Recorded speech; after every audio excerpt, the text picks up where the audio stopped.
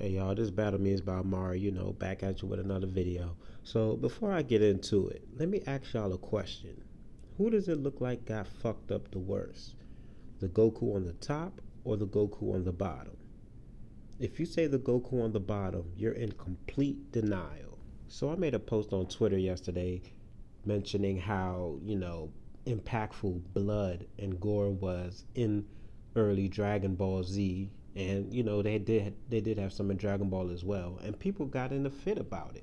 Look, I'm not saying that a fight needs blood to be good. That's not what I'm saying. There are plenty of good fights and shows out there with good fights that don't have any blood.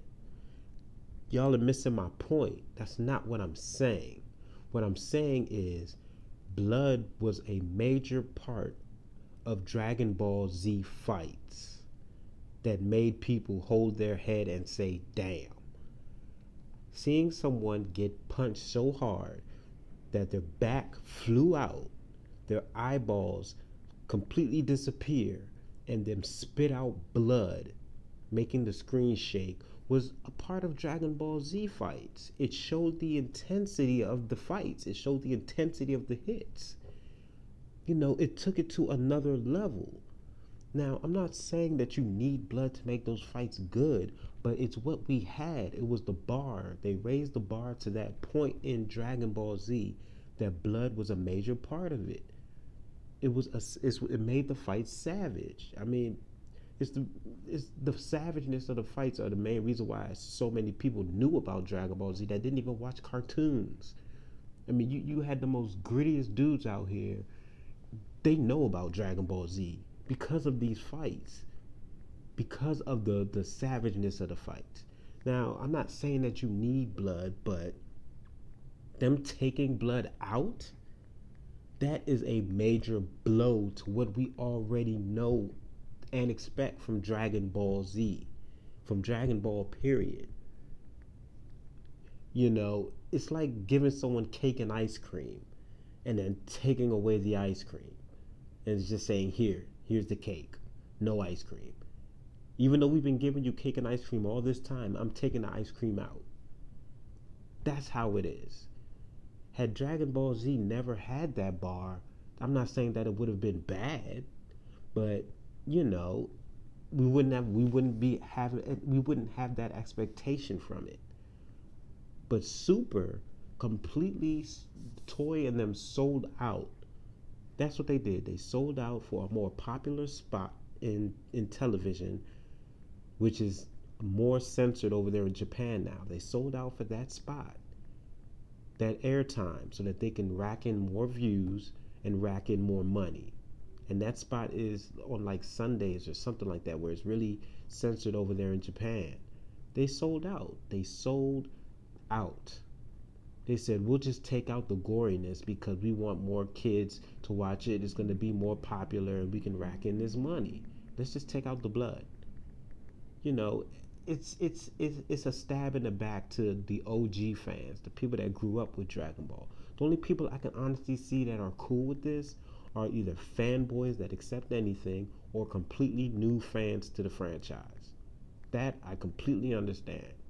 But people that grew up with Dragon Ball and are used to these savage fights, and it's not even to say they only took out the blood. Dragon Ball Super is not even savage at all. The fights are not savage. They are they're fast paced and highly like they have the special effects and shit, but they're not savage. You don't see any I want someone to tell me a savage moment in Dragon Ball Super. Besides maybe when Black stabbed Vegeta, which was completely censored. There was no blood in that. But tell me a savage moment in a fight compared to Dragon Ball Z. It's not savage. So they completely took out their formula.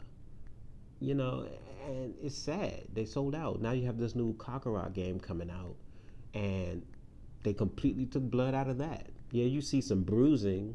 They have bruises and stuff, red bruising, but there's no blood.